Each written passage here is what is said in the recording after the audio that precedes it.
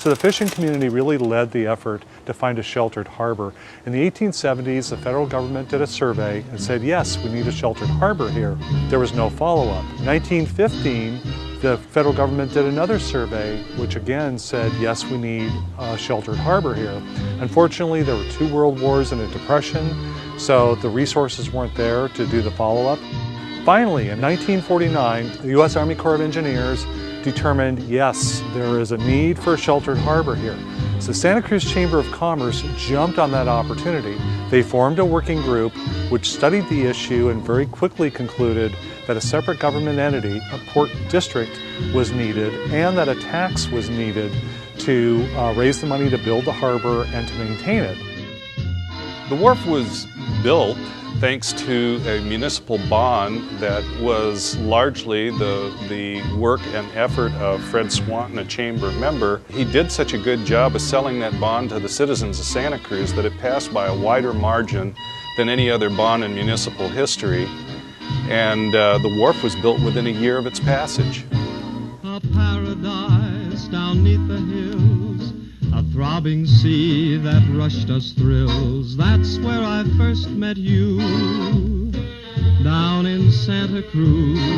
Oh, heart of beauty by the sea, still holds my fairest memory. That's why I'll never lose dreams of Santa Cruz. Gay colored casino lights burning through the misty night set our hearts aflame the night you came to me. Then while I held you close to me, I lost my heart down by the sea. And it will always be down in Santa Cruz.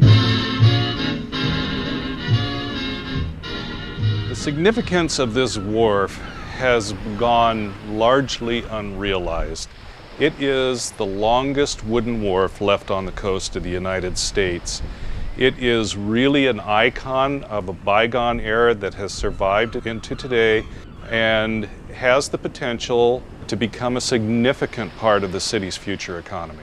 The city received a grant from the United States Department of Commerce Economic Development Administration for a master plan for the wharf, which gave us the ability to look at the wharf today and envision what it will be like 100 years from now. One of the recommendations of the master plan is to create a terminus or a landmark building out here at the bayward end of the wharf.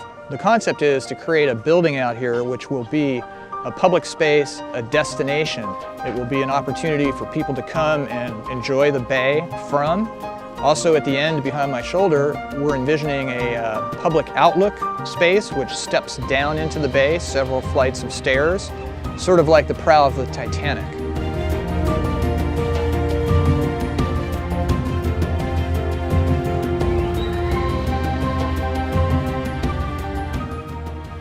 Many of the movers and shakers for the harbor, Louis Haber, Worth Brown, etc., were business owners.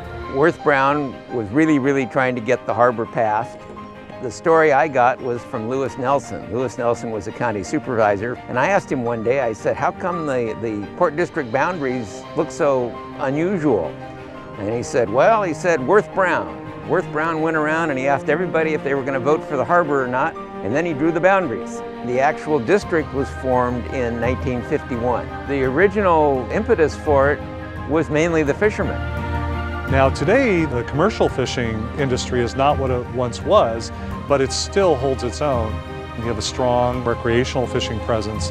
You have a lot of pleasure craft in the harbor. You have research vessels. You have programs like ours.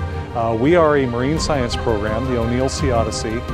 We take between 5,000 and 5,500 youth per year out on the ocean for free. And we're able to do this because our boat is able to be here in a sheltered harbor. And that sheltered harbor really was made possible by the Chamber of Commerce. The Chamber really jumped on the opportunity to get the community to support and fund the creation of the harbor.